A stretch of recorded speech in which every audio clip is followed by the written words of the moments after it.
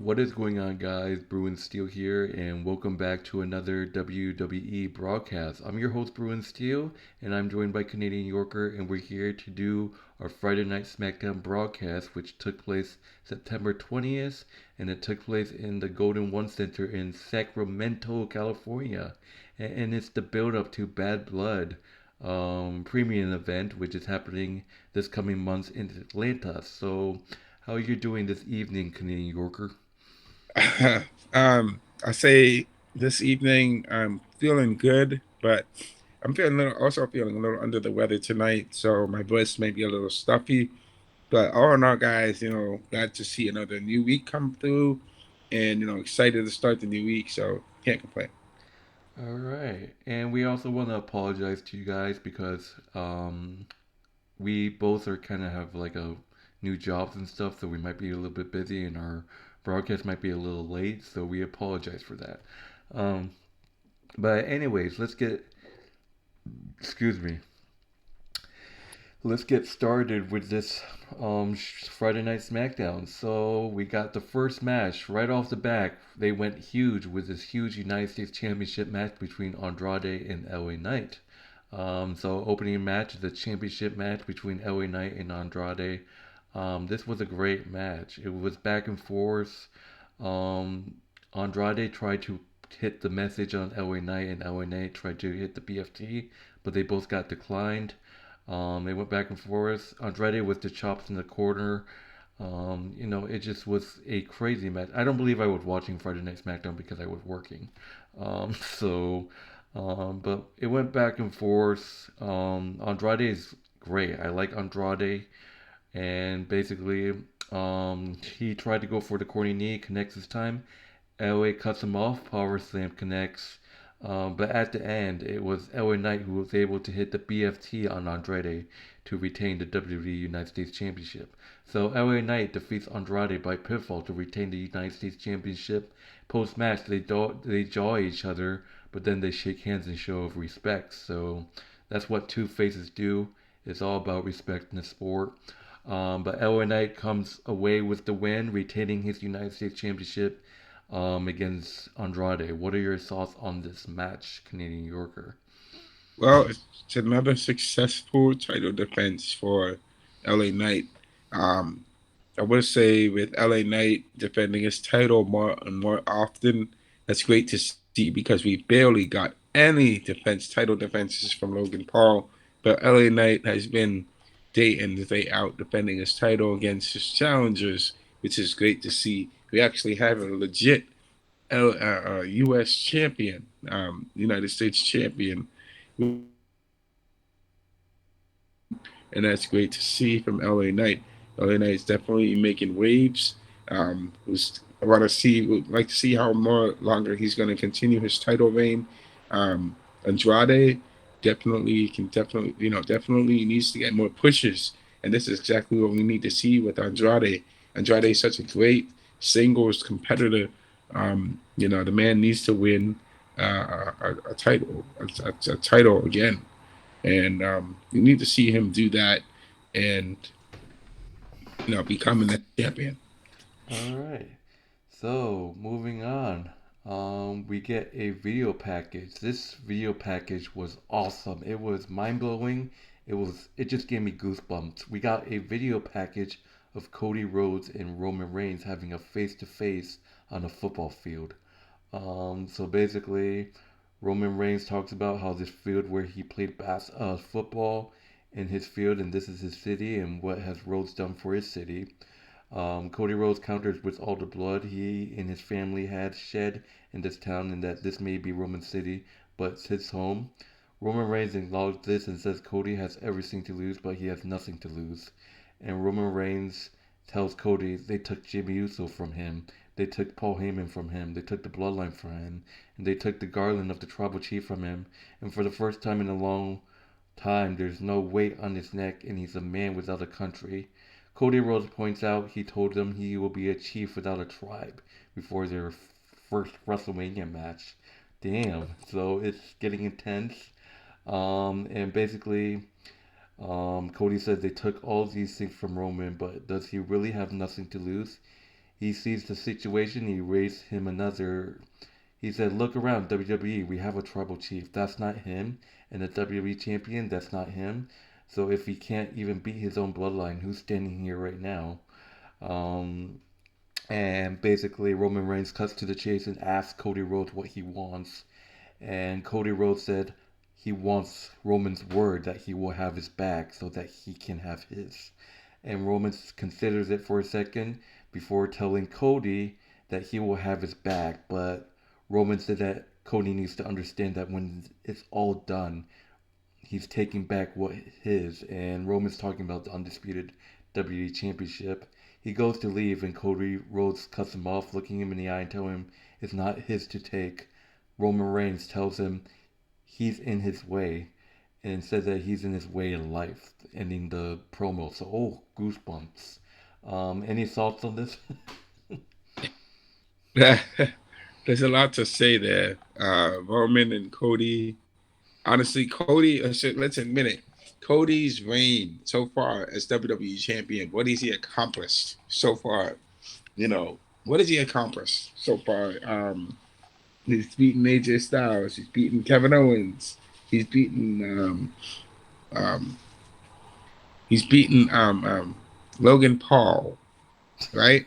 Um, he hasn't really had an exciting an exciting WWE championship, and it was pointed out to me by some Roman Reigns fans saying that, oh, Roman Reigns is the WWE championship. Cody Rhodes was chasing Roman for 2 years, trying to face him and beat him, and he lost the first time, but he beat him the second time. Now he's the champion. Now what's next? What's next for Cody? And Cody, what is Cody accomplishing? Cody has not really accomplished much.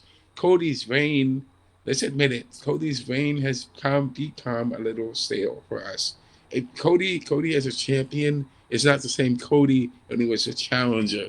Cody needs Cody needs to do something that is gonna change people's views of him, because people are starting to turn on Cody. And I remember we talked a little bit about an article from in the past few months about Cody. People are saying that Cody Rhodes needs to turn heel some way somehow. That's gonna happen, or it maybe not happen. We don't know. But anyway, going back and forth with Roman Reigns was interesting. And I think with Roman Reigns, they're saying Roman Reigns is a heel type of person, but it seems to me that Roman Reigns maybe not be a heel. Roman Reigns is a sort of an in-betweener type of person, like a heel and a face, because yes, he did lose his family.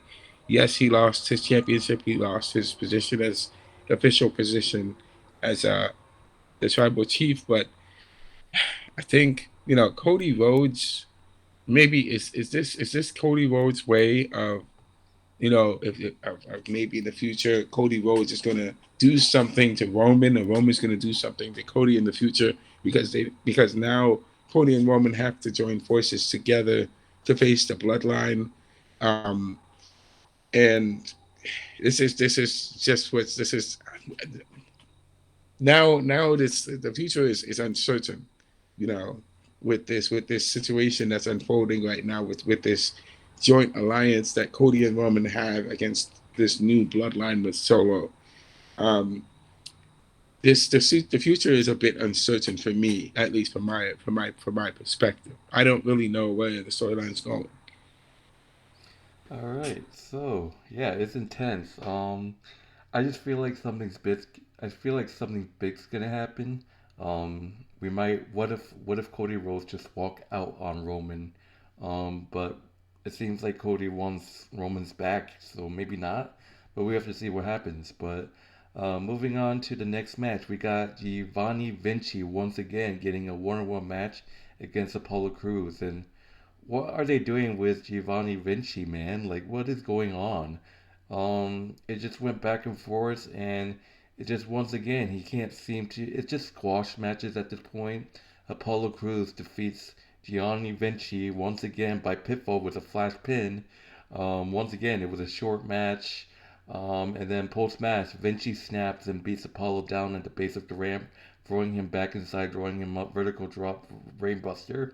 So Giovanni Vinci, I guess, is a heel still. I don't know, but man, he's pissed off, and I don't blame him. But what are your thoughts on this Apollo Crews defeating Giovanni Vinci? Wow, great pickup win for Apollo Crews. I mean, we haven't really seen much of Apollo Crews in action, really. Apollo Crews has been out of action for a I while mean, now. like he's been teaming up with Baron Corbin, which I'm not really a big fan of. So Yeah, it would make sense if they use Apollo Crews in some other way other than being with Baron Corbin, because it's he and Baron Corbin are sort of jobbers now, and um, with him and being against Giovanni Vinci, now they're trying to set up some sort of storyline. There's sort of some sort of storyline between Giovanni Vinci and Apollo Crews, and let's get it. Giovanni Vinci is venting his frustration out on Apollo Crews because he got kicked out of Imperium, and Giovanni Vinci needs to do something about that. Obviously, he needs to face. He needs to challenge Gunther for the Intercontinental title. Um, he needs to take down Imperium in some way, shape, or fashion. He needs to start feuding with Kaiser. Okay, that's what he needs to be doing. But apparently, he's got his eyes set somewhere on a different goal and objective, and we'll have to see what's going to happen with Giovanni Vinci going forward. But I'd love to see Giovanni Vinci, you know, getting help and going after Imperium and getting help from Dragunov possibly, but we have to see what's going to happen with that going forward. yeah, all right. So moving on, we got Kevin Owens making his entrance. He said that he's well aware. He people wants to know what Kevin Owens feel about Cody Rhodes teaming up with Roman Reigns. But before he could answer, he gets interrupted by Jacob Fatu, Tonga Lola, and Tama Tonga. And we get to see Tama Tonga on mic for the first time. Weird little grandma making weird noises like, what the fuck are you doing? He's like, yeah. And he just says, Roman and Cody embarrassed Solo Sikoa last week, and that was a big mistake. They're going to get what's coming to them at Bad Blood. And basically, he said Kevin Owens, tonight he's going to get what he got coming from by the orders of the real tribal chief. And Kevin Owens just wants to punch him in the face. KO feds off the Gorillas of Destiny pretty easy and trades punches, but they recovered and they start to beat down Kevin Owens, only to get saved by DIY. Referees and security swarm to break them up. Nick Aldis comes out and books the trio for a six-man tag team match for tonight's main event. So we got DIY and Kevin Owens versus the Bloodline in a six-man tag team match, which pretty much ends the segment. But before I go on, any quick thoughts on that? I don't get it. I don't get the Bloodline's fascination with Kevin Owens. What are they trying to do with Kevin Owens? Are they trying to recruit Kevin Owens? Are they trying to do the same thing that the Final Testament did with Xavier Woods? What are they doing? What is their plan with Kevin Owens? I'm just thinking in my head, are they trying to say that they want to recruit Kevin Owens into the bloodline? Because if they did, that would be crazy if that happened. I mean, you have Kevin Owens and the Bloodline joining forces, sort of what like Sami. It's like a reverse thing with Sami Zayn joining the Bloodline, but now you have an evil version of Kevin Owens joining the Bloodline, and that would be crazy. Um, but I don't see. I don't. I just don't. Kevin Owens has been fighting the Bloodline for what 2, 3 years now. It's way too long. It's just ridiculous. This needs to end. We need to put an end to this. This needs to end. Obviously, it needs to end. Kevin Owens needs to go and feud with someone else. Obviously, and we know that Randy Orton is planning something. Randy Orton wants Cody Rhodes championship. Randy Orton is planning to turn on Cody Rhodes, or maybe is thinking of turning on Cody Rhodes sometime in the future. That's gonna happen for sure. Um, it's being hinted. But I just don't understand why the bloodline is fascinated with Kevin Owens and why Kevin Owens keeps feuding with them. This needs to end. All right, so moving on to the next match, we got the big tag team match between Bayley and Naomi versus Nia Jax and my girl Tiffany Stratton. Let's go! And it was officially made by Nick Aldis that this wasn't going to be a normal tag team match. It indeed had turned into a tornado tag team match. So basically, there's no tag, so it's just all four women at the same time in the same ring. But this match had a stipulation on it, so it says if Bayley and Naomi wins, whoever excuse me, if Bayley and Naomi win, whichever one of them gets to pin will get a title match. But if Nia and Tiffany win, the woman who gets pinned or submitted will leave SmackDown. So huge match right here.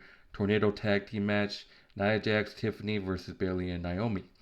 So this was a great match. I loved it. Jax throws Naomi over the Timekeeper's barricade. Bayley with a suicide dive. Naomi with a black and Nia is down. Throwing Tiffany back inside Ringbo Roadhouse. Naomi pulls Bayley off of the cover. Nia returns and Naomi shoves Bayley out of the way and gets run over by the champion. Double whip. It went back and forth. Bayley cuts her off. Babyface climb up with her. Tiffany underneath, spitting off Nia and Bayley with the top rope moves at the same time. Stereo cover, no fall. But it went back and forth. Stratton begs off. Naomi and Bayley circles and beat her up. Why would you have to do that to my girl Tiffany, man? Jesus Christ. 1D connects. Tiffany rolls to the floor. Jax recovers. Samoan drop on the role model. Naomi stacks her up. Bayley and Naomi win by pitfall by a double pin on Nia Jax. So it was a double pin by Bayley and Naomi. So obviously it was presumed that because there was a double pin, they were presuming that it would be a triple threat for Nia at Bad Blood. So we would have gotten Bayley versus Naomi versus Nia, which would have been a hell of a match. But later on, it was announced that Nick Aldis doesn't want to do that. He said, we're going to settle this next week. It's going to be Bayley versus Naomi in a one-on-one match where the winner will face Nia Jax at Bad Blood for the title. So that's a huge announcement by Nick Aldis. Let's see how Bayley and Naomi take this because they're great friends. So, but what are your thoughts on this match?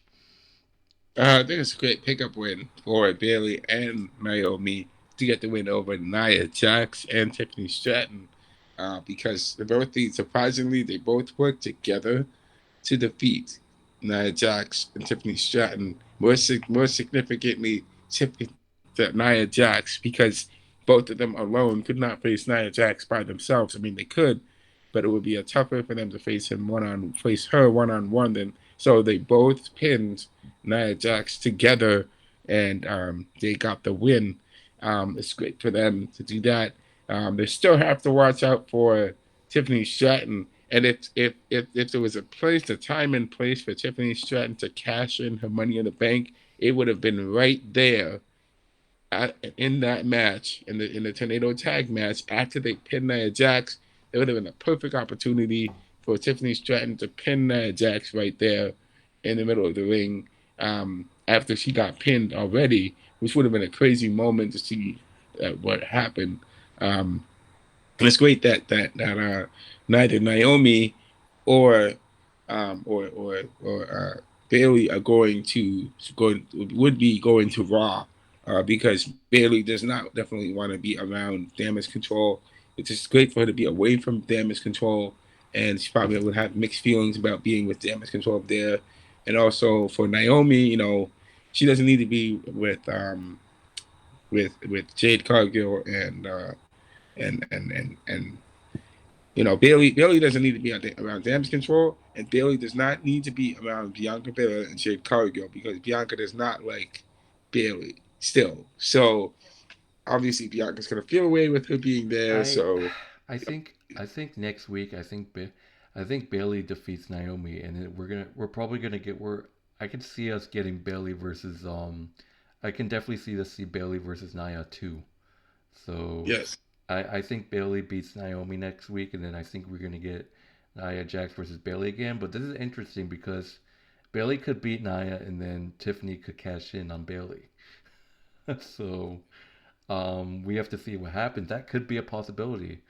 But we have to see what happens. Yeah, so maybe Nia Jax attacks Bayley and Naomi, ending in disqualification. We'll still get that triple threat anyway. So um, I Yep. can see Nia Jax attacking both of them and making a triple threat even anyways. So Oh, she's gonna take advantage of the opportunity and try to take both of them out. You know that. your girl's so good, I know. Oh, of course she is. Yes. Nia Jax, yeah. All right, so moving on to the main event, we got Kevin Owens and DIY versus the Bloodline. We were supposed to get that, but Kevin Owens makes his entrance, and the Bloodline are shown beating down on DIY backstage. So before the match even started, the Bloodline brutally attack DIY. They come to the stage and attack Kevin Owens. So the Bloodline trying to avoid a match, but no, sir, that's not gonna work. They come to the stage, attack Kevin Owens, but here comes the Street Profits to make the save. So it's official. Instead of the DIY teaming up with Kevin Owens, we got Kevin Owens and the Street Profits, Angela Dawkins and Montez Ford versus the Bloodline. Jacob Fatu, Tonga, and Tamalola. So nice try, Bloodline. Nice try. This match was great until I just don't understand what happened at the end. Like the referee just like stopped the match after like just a normal thing. So it's like Kevin Owens hit the stunner in the middle of the ring, and then Lolo breaks it up, and that's when the referee was like, "I had enough," and he called for the bell. Like there was nothing going on. What the hell? But apparently the match goes to no contest for some stupid reason. I don't know. There was nothing. There was no like no disqualification or anything like that. I don't know. It's like it just happened. Like Lolo breaks the pin up. Kevin Owens was going for the pin. Lolo breaks it up, and right after that, the referee called for the bell. I was so confused. And then it just went like the brawl continued. Bloodline destroying everyone and calling for the triple powerbomb on Kevin Owens when DIY actually comes to ringside to make the save. Bloodline wipes them out again, but KO has recovered enough to deny them with the powerbomb. But then Cody Rhodes is here and throwing chairs, sliding into the ring. Cody Cutter takes him out, and the Blood are sent packing. But this is interesting. Kevin Owens has the chair. Cody still has his back to Kevin Owens. Kevin Owens is holding it, thinking about it. The crowd is like, do it, do it. Cody turns around, but Kevin throws the chair aside. His better angels winning the moment. Cody rolls off her hand and Owens shakes it. That's the show. So Kevin Owens, man, I don't know. It's like he's still thinking about hitting Cody for maybe. I feel like maybe Kevin Owens is gonna turn heel because he doesn't like Cody Rhodes teaming up with Roman.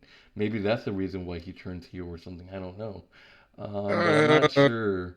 I mean, I can see Cody and Roman getting along at Bad Blood, and then maybe they team up at Survivor Series, making Kevin Owens even more pissed off. So. So, here's the but here's before the you explain anything, what are your thoughts on this match? DIY got taken out by the Bloodline. Um, Honestly, that shouldn't happen. DIY, has faced the Bloodline before. Why not just make it the match as it is with Kevin Owens versus DIY? And but instead they and so the people who come to Kevin Owens' aid is the Street Profits. But the Street Profits, man, they're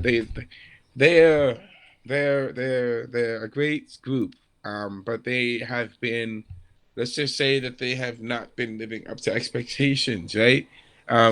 They have never, every championship opportunity, every tag team championship opportunity they get, they cannot get the job done. And it's just, maybe it's just a booking or something, but it just seemed like, the Street Profits need something new to keep them fresh.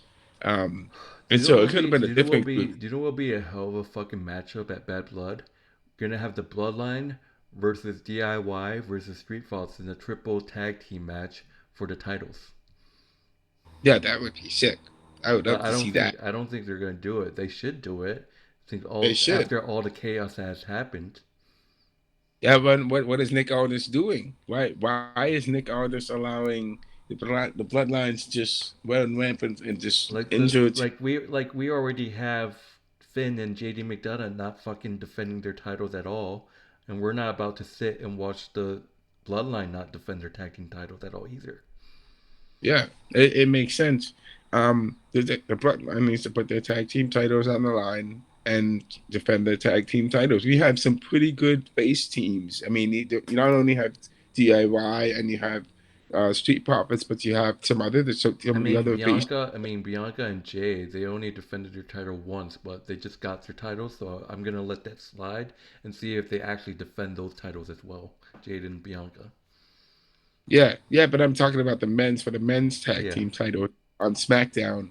These guys need to defend their titles against the other tag teams, and there are the other. I don't know all the tag teams, but I know that there are some good tag teams there that they can defend their titles against. Um, so, I mean, you're gonna have to see what's gonna happen with uh with the bloodline. But it's a great win for it for the Street Profits and for Kevin Owens to get the win over the bloodline. And for the referee that just threw the match. He threw the match literally. It seems like last week with Raw with with the Judgment Day and Miz, and the New Day, sorry, New Day. yeah, it seems like with the Judgment Day and Kofi and Xavier Woods losing the match to the Judgment Day, it seems like the referee is just doing things because they may be being told to do this to kind of mess up the matches for the people who are actually going to win the match, and so I think the referee threw the match so for the bloodline so that they can just go ahead and start drawing, and I don't understand Kevin Owens you know, Kevin Owens, he doesn't need to be saved all the time by Cody Rhodes. Cody Rhodes doesn't have to jump into the fire to save Kevin Owens. Kevin Owens can fend for himself. He fought all the bloodline by himself, and he fended them off by himself. The man's a warrior. And of course Kevin Owens is gonna try to take advantage of Cody and attack him from behind because that's exactly he was thinking of doing because he knows that Roman Reigns and himself and Cody Rhodes are going to be facing each other. But here's the thing, guys. Here's the thing. This would make it so interesting. You have Roman Reigns, you have Cody Rhodes, and you have and you have Kevin Owens. All three of these guys are teaming up together to face the Bloodline at Bad Blood. That would make it interesting. If you have two guys that don't like each other, two guys are friends, and I mean, it would make sense, but they have to come together because they're Well, forced to because they're I think for Survivor Series War Games, I think this is the face team. This would be a hell of a fucking team if this happens. Got Roman, Cody, and then Jey Uso, Jimmy Uso, and then Sami Zayn. Imagine that team. I think it would be nice, but I don't want Jey Uso to come back to the bloodline just yet because Jey Uso needs to win his championship first. He So needs to Jey start Uso a out. Jimmy Uso he needs to start a love story with mommy. he has that going on in some shape or fashion, right? But here's the thing: it needs to be. Here's my thing. Here's my thing. That's about the Survivor Series: Roman Reigns, Cody Rhodes, Kevin Owens, um, and then you have a fourth member. That would be Randy Orton. Kevin Owens, Randy Orton, Roman, Cody Rhodes versus the Bloodline. That's my thing. Oh no. That's my thing. Yeah, that would make it interesting I still because think we don't want to see because Cody and Roman are advertised together for Survivor Series, so they're definitely gonna team up for War Games, and I think that they're gonna reunite Sammy. I just feel like it's gonna be like the OG kind of like bloodline, like with Jay and Jimmy and Sammy. Yeah. maybe we can settle that for WrestleMania. Maybe we can settle that thing for WrestleMania.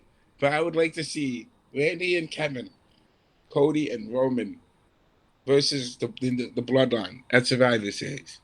because that would make it Yeah, and then very. we might actually see a team Liv Morgan versus a team Rhea Ripley at Survivor Series 2. Like we talked about a returning Raquel Rodriguez. We can see Liv, Raquel, Rhea with a bunch of faces together. We can see like a team Liv versus team Rhea at a Survivor Series War Games. But who is going to help? Who is going to help Rhea Ripley? Because nobody likes her. It'll just be baby faces. It'll be like damage control having issues with, I don't know, like it's hard to tell, but I I don't mean, I don't know about damage control. I don't know about damage control.